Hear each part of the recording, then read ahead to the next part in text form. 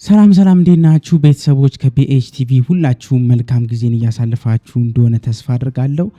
ሰሞኑኛ የቼልሲ አቋም በጣም በከባድ ሁኔታ እያሽቆለቆለ ያለበት ሁኔታ ነው እየታየ ያለው። ነጥቦችን እየጣለ ሽንፈቶችን እያስተናገደ ነው ያለውና ላለፉት 4 ጨዋታዎች እንግዲህ ቼልሲ ምንም ማሸነፍ አልቻለም። የሰበሰበው ነጥብ በጣም ጥቂት ነው።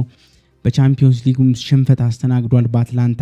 ቼልሲ አሁን ላይ ያለው አቋም በጣም እየወረደ ያለበት ጊዜ ይመስለኛል። በተለይ ደግሞ የዚህ የታህሳስ ወር ላይ ቼልሲ ብዙ ጊዜ እንግዲህ አምናም ካቻምናም አቋሙ ይወርዳል። በጣም አስቸጋሪ ጊዜን እያሳለፈ ያለ ይመስለኛል። ቼልሲ የሊድስ ጨዋታ፣ የበርንማውዝ ጨዋታ፣ የአትላንታ ጨዋታ ቼልሲ እነዚህ 3 ጨዋታዎች ያሸንፋል ተብሎ ከጨዋታው በፊት የተገመተበት አይነት ጨዋታዎች ነበሩና በ3ቱም ጨዋታዎች 1 ነጥብ ብቻ ነው ማግኘት የቻለው። ቼልሲ በርንማውዝ ላይ እንዴት ተቸግሮ 1 ነጥብ ይዞ እንደወጣ ይታወቃል። የሊድሱ ጨዋታ በምን ያክል መንገድ ሽንፈትን እንዳስተናገደ ይታወቃልና የቻምፒዮንስ ሊጉ ደግሞ ጨዋታ በጣም አሳፋሪ የሆነ አቋምን በማሳየት ነው ቼልሲ ሽንፈትን ያስተናገደውና አሁን የዚህ የታህሳስ ወር ላይ ያለው የቼልሲ አቋም በጣም አሳሳቢ ደረጃ ላይ ደረሰ ይመስለኛል። ቶሎ ማስተካከል ያለበት ይመስለኛል። አቋሙን ቼልሲ ቶሎ ማስተካከል የማይችል ከሆነ ግን በእርግጠኝነት በጣም ወደ ኋላ እንደሚያሽቆለቁል ነው እየተሰማኝ ያለው። በቻምፒዮንስ ሊጉ እንግዲህ ከአትላንታ ጋር ከገጠመው ሽንፈት በኋላ ቼልሲ ወዲያውኑ ወደ 13ኛ ደረጃ እንግዲህ በቻምፒዮንስ ሊግ የደረጃ ሰንጠረዥ ላይ ወደ 13ኛ ደረጃ አስቆልቁሏል። ይህም በጣም አስቸጋሪ ይመስለኛል። የናፖሊንና የፓፎስን የቻምፒዮንስ ሊግ 2 ቀሪ ጨዋታዎችን ማሸነፍ ካልቻለ በቀጥታ ዙሩን ማለፍ ሳይችል የሚቀር ይመስለኛልና ቼልሲ የግዴታ እነዚህን ጨዋታዎች ማሸነፍ ይኖርበታል ማለት ነው። ሌላው እንግዲህ የማሬስካ ጌም ማኔጅመንትና ሜንታሊቲ ችግር እየታየ የመጣ ይመስለኛል። ማሬስካ ከሰሞኑ የሚያደርጉት ቅያሪ ይሄ ከረፍት በኋላም ደግሞ ይዞት የሚገቡት ቡድን ምንም አይነት መሻሻል የሌለው በጣም ድንብርብሩ የወጣ አይነት ጌም ማኔጅመንት እያደረጉ ነው ያሉት ኤንዞ ማሬስካ። የማሬስካ ሜንታሊቲም ደካማ ይመስለኛል። አንዳንድ ጊዜ ኦቨርቲንክ ያደርጋል ማሬስካ። ልክ እንደዚህ ከጋርዲዮላ የወሰደው ትምህርት ነው የሚመስለኝና ጨዋታዎችን በጣም አስጨንቆ አይምሮን ያስብና የማይሆን ነገር ስህተቶችን ይሰራል ማሬስካና የአትላንታውም ጨዋታ ያሳየን ያንን ነገር ነው። በአትላንታ ጨዋታ ላይ እንግዲህ 6 ተከላካዮችን ይዞ ነው የገባው ኤንዞ ማሬስካ። ያም ደግሞ ለመሸነፋችን ትልቁ ተጠያቂነትን ኤንዞ ማሬስካ በከፍተኛ ሁኔታ የሚወስድበትን ጌም ማኔጅመንት ሂደት ነው ያደረገው። ስቲቭ አሁን እንደውም ለምንድነው ያልተጠቀምከው ተብሎ ጠይቆ ነበር ማሬስካና ዌስሊ ፎፋና በወቅቱ ተጎድቶ 1 ተጫዋች ብቻ ነበር የመቀየር እድል በ5ኛ ተጫዋች የነበረን። ስለዚህ ዌስሊ ፎፋና ባልታሰበ ሁኔታ በሚጎዳበት ወቅት በሱ ቦታ ተወሱንን አስገባውኝ። ለዛ ነው ስቲቭ አሁን ሳላስገባው የቀረውትና ያልተጠበቀ ነበር። የተወሰነ ልዩነቶችን ይፈጥርልን ነበር ቢገባ ነው ያሉት ኤንዞ ማሬስካ። ዞሮ ግን ይሄ ምክንያት የሚሆን ነገር አይመስለኝም። እነ ስቲቮ መግባት ነበረባቸው። በጣም አስቸጋሪ ሁኔታ ነው ያሳለፈው ኤንዞ ማሬስካም በራሱም የማኔጅመንት ሂደት ላይ ትልቅ ስህተቶችን ሰርቷል። ከዚህ በፊትም እንደምታውቁት ቼልሲ በቀይ በሚወጣበት ወቅት ኤንዞ ማሬስካ በ1 እና በ2 ጨዋታዎች ላይ ከባድ ስህተቶችን ሰርቶ ቼልሲም ዋጋ ከፍሎ ወጥቷል። አሁን የቻምፒዮንስ ሊግ ጨዋታም ላይ እንግዲህ ከአትላንታ ጋር በነበረው የቻምፒዮንስ ሊግ ጨዋታ ላይ ማሬስካ ስህተቶችን ሰርቷል። 6 ተከላካይ አስገብቶ ሪሲ ጄምስ ያለ ቦታቸው እና ማሎ ጉስቶ መሀል ላይ እንዲጫወቱ ሞይሰስ ካይሴዶ ደግሞ የቀኝ መስመር ተከላካይ አድርጎ አስገብቶት ነበር በወቅቱና ይሄ ተጫዋቾችን ያለ ቦታቸው የማጫወት ሂደት በጣም በከፍተኛ ሁኔታ ደግሞ ሮቴት የማድረግ ክለብ ቡድኑን ሮቴት የማድረግ ይሄ በጣም መቀያየር በየሳምንቱ 5-6 ተጫዋቾችን እየተቀያየሩ በሚገቡበት ወቅት ከፍተኛ የሆነ ዲስፓሪቲ ይፈጥራል። ይሄ መለያየትን ይፈጥራልና በጣም አስቸጋሪ ሁኔታ የማኔጅመንት ችግር ማሬስካ እንዳለበት ያየውበት ሳምንት ይመስለኛል። እነዚህ 4 ጨዋታዎች ከሊድስ ዩናይትድ ጀምሮ እስከ በርንማውዝ የአትላንታ ጨዋታ ኤንዞ ማሬስካ ማኔጅመንት ላይ ገና የሚቀረው አሰልጣኝ መሆኑን በጣም ችግር እየታየበት መምጣቱን የሚያሳይ ይመስለኛል። ሌላው እንግዲህ የቼልሲ የማጥቃት ሂደት ውጤታማ አለመሆንና የሲስተም ችግር ሌላው ችግር ሆኖ የመጣ ነው የሚመስለኝ። ምክንያቱም የቼልሲ የማጥቃት ሂደት አሁንም ቢሆን ምንም መሻሻሎችን ያላሳየ ነው። በቃ ከአምናው ምንም መሻሻል አላሳየም ማለት ነው። እነ ጃኦ ፔድሮ፣ እነ ሊያም ዴላፕ፣ እነ ማርክ ጊዩ እነዚህ ተጫዋቾች እንግዲህ የቼልሲን የማጥቃት ሂደት በከፍተኛ ሁኔታ ይጨምራሉ ተብለው ወደ ቼልሲ የመጡ ተጫዋቾች ናቸው። ግን አሁን እንደሚታየው ከሆነ ግን ጃኦ ፔድሮ በጣም አቋሙ የወረደ ኳስን ራሱ ይዞ የመቆየት ሜዳ ላይ የሚሰጠውን ኳስ ራሱ በቀላሉ የሚነጠቅ አይነት ተጫዋች ሆኗል። ጃኦ ፔድሮ ጎሎችን እያስቆጠረ አይደለም ያለው። ረጅም ጊዜያት ተቆጥሯል ጃኦ ፔድሮ ራሱ ጎሎችን ካስቆጠረ። የሊያም ዴላፕም ጉዳይ እንደምታውቁት ነው። ሊያም ዴላፕም ጎል ካስቆጠረ እንግዲህ 18 ጨዋታዎች አልፉታል። ከዛ በተረፈ ደግሞ ጉዳቶችን በከፍተኛ ሁኔታ እያስተናገደ ነው ያለው። ማርክ ጊዩም ደግሞ ልምድ ካለመኖሩ አንጻር ውጤታማ ብዙ የሚሆን አጥቂ አይደለም እና አንዳንድ ጊዜ ሳስበው የኒኮላስ ጃክሰን ወደ ባየር ሙኒክ መሄድ ቸልሲ ከፍተኛ ስህተት የሰሩ ይመስለኛል።